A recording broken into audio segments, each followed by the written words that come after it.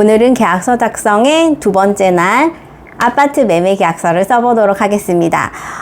특약사항을 쓰는데 좀 구체적으로 알려달라는 분이 계셔가지고 제가 구체적으로 한번 짚어가면서 오늘 계약서를 써볼게요. 끝까지 시청해주세요. 안녕하세요. 세아부동산의 이주희 소장입니다. 오늘은 아파트 계약서, 매매 계약서를 써보도록 할 건데요. 매매 계약서에서 특약사항 어떻게 쓰는지 구체적으로 흐름에 따라서 이렇게 짚어가면서 써보도록 하겠습니다. 한번 써볼게요. 오늘은 아파트 매매 계약서 작성 실무입니다. 저희가 계약서 작성할 때 계약서의 구성이 있었는데 첫 번째로는 부동산의 표시, 그리고 두 번째로는 거래 금액의 표시가 있었죠. 그리고 세 번째로는 뭐였나요? 세 번째는 당사자 간에 서로 합의된 특약사항을 적는 란이 있었습니다.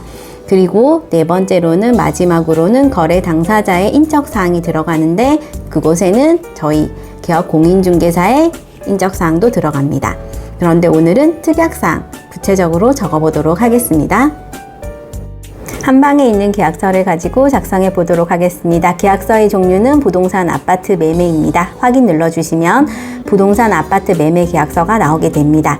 등기사항 전문 증명서를 가지고 소재지를 작성해 주는데 아파트 명까지 자세하게 적어주시면 되겠습니다. 동호수도 나온 대로 적어주시면 되겠습니다. 토지도 거기에 보시면 집합 건물에 대한 등기사항 증명서이기 때문에 대지의 면적이 나와 있고 대지권 종류는 소유권에 대한 대지권으로 나와 있습니다. 대지권의 비율도 등기사항 증명서에 나와 있는 대로 적어주시면 되겠습니다. 집합 건물의 등기사항 증명서를 보셔도 되고 건축물 대장을 보셔도 되는데 거기에 구조와 용도를 확인하신 다음에 면적은 전용 면적 적어주시면 되겠습니다. 저는 계약의 금액에 관해서는 한글 숫자를 같이 하고요. 매매 금액 5억에 계약금은 10%인 5천만 원을 적도록 하겠습니다. 중도금의 지급 날짜라든지 잔금의 지급 날짜 이런 거는 거래 당사자 간 협의된 날짜를 클릭해 주시면 되겠습니다. 그리고 나서 이제 특약사항으로 내려보도록 하겠습니다. 특약사항에 항상 적는 거, 제가 적는 거, 거래 당사자 개인정보보호법에 따라 개인정보 수집 및 활용에 동의하고 계약한다. 이렇게 적더라도 동의서는 꼭 다른 종이로 받으셔야 합니다. 그럼 특약사항의 첫 번째는 매매 목적물 안내사항입니다. 저는 매수인을 데리고 계약 목적물을 보여드리러 갔을 거예요. 그래서 언제 갔는지 체크해 주시면 될 거고 분명 매매이기 때문에 이분은 한 번만 간 게 아니라 여러 번을 갔을 거예요. 그래서 수차례 계약 공인중개사와 직접 현장을 갔다 왔다는 내용을 적어주시면 되겠습니다. 그래서 현장에서 건축 현황이라든지 시설 현황 그런 거에 대해서 다 확인하고 계약을 한다. 그리고 등기사항 전부증명서를 기준으로 소유권 및 소유권 이외 권리사항에 대해서도 확인하고 현 상태에서 매매 계약한다. 이까지 적어주시면 첫 번째 거 완성되었습니다. 두 번째로는 공부 서류의 확인 사항을 적을 거예요. 계약일에 발급한 그날 발급한 등기사항 전부증명서에 기재되어 있는 사항, 소유권에 관한 거 외에 다른 것들 근저당이라든지 가압류가 되어 있다. 그런 거에 대해서 적어주시면 되겠습니다. 그래서 저는 연, 월일도 적는다고 했죠. 이게 등기 원인일이 됐던 연, 원일과 채권 최고액이 얼마다. 그리고 이 사람이 채무자는 누구고 채권자는 누구자. 이런 내용까지 다 적어주시면 되겠습니다. 그리고 매매다 보니까 이런 것들이 있을 때 어떻게 해서 말소를 해줄 건지 그런 내용도 같이 적어주시면 되겠습니다. 이렇게 적어주실게요. 세 번째는 근저당 설정 등 정산 말소라고 되어 있는데 아까 전에 그러니까 말소해 주는 것까지는 적었지만 이거에 대해서 또 계약일 이후에 매도자는 여기에 권리 변동 같은 걸 해주면 안 돼요. 그래서 매도인은 계약일 이후에 소유권, 당연히 소유권도 안 되지만 소유권 이외에 어떤 권리의 변동을 하지 말라는 내용, 그리고 이거를 위반했을 때는 어떠한 제재가 지어지는지 적어주시면 되겠습니다. 이렇게 한번 적어볼게요. 그 다음으로는 네 번째 입금 방법 및 중도금 지급에 관련된 걸 적어주시면 좋아요. 매매가가 올라가는 시점에 중도금 지급일이 있는데도 불구하고 매수자가 앞전에 그냥 탁 넣어버리는 경우가 있잖아요. 그러면 매도자는 계약을 해지할 수 없는 사유가 생겨버리잖아요. 그렇기 때문에 서로 약정한 중도금 지급일에 입금하여야지 효력이 있다. 이런 내용까지 적어주시면 매매가가 올라갈 때 이런 일이 안 터지게 되겠죠. 그리고 일방은 이제 그 이전에 계약금을 어떤 기준으로 해서 계약을 해지할 수 있다. 이렇게 적어주시면 되고, 5번째는 계약 해제 방법.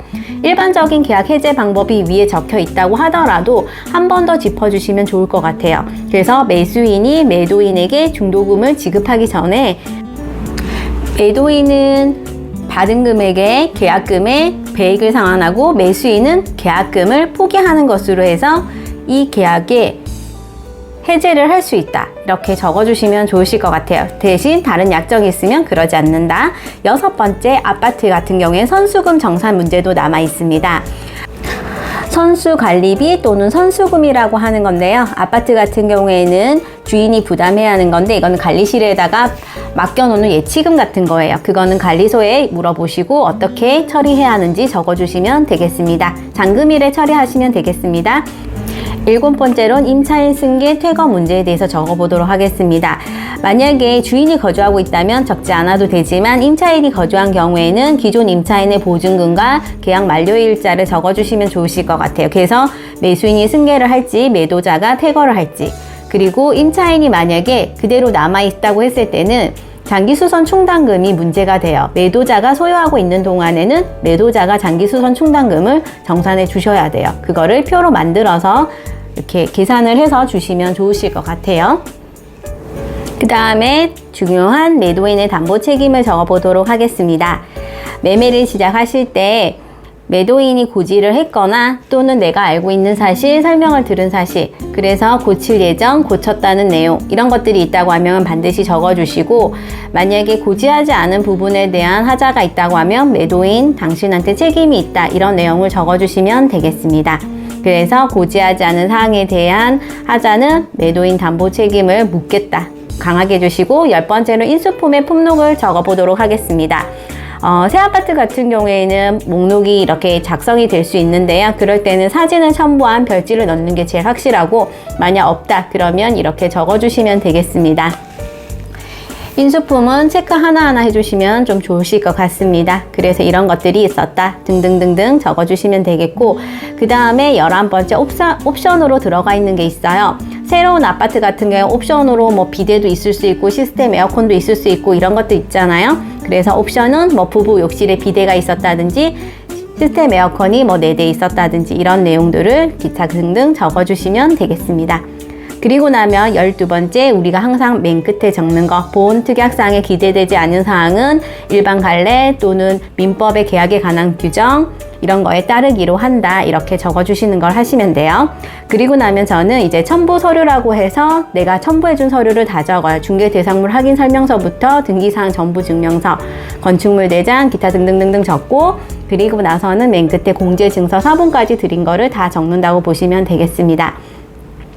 자, 그렇게 다 적고 나면 여기에도 공동 현관의 비밀번호가 있거나 그럴 수 있기 때문에 그런 거, 또는 이 호실에 대한 현관 비밀번호가 있다, 그거는 가르쳐 드리지는 않고요. 잔금 이후에 이제 잔금 입금이 확인되면 문자로 제가 드리겠다. 그리고 아파트이기 때문에 아파트 관리 수율의 전화번호는 꼭 기재해 주시면 좋으실 것 같아요. 이렇게 해서 계약서 작성하는 거 기본 틀을 다 적었다고 보시면 되겠습니다. 이렇게 해서 아파트 매매계약서 특약사항을 적었습니다. 이렇게 구체적으로 설명을 하면서 하니까 조금 더 알아듣기 쉬웠나요? 그러면 다음 시간에도 이렇게 구체적으로 적어가면서 제가 특약사항을 적는 방법을 가르쳐 드리도록 하겠습니다. 다음에는 아파트 임대차 계약에 관련된 내용을 적을 거고요. 준비 서류는 항상 같기 때문에 준비 서류 다 갖춘 상태에서 어떻게 적는지 실습해 보시면 좋으실 것 같습니다. 오늘도 끝까지 시청해 주셔서 감사하고요. 좋아요, 구독하기는 저한테 큰 힘이 됩니다. 좋은 하루 되세요.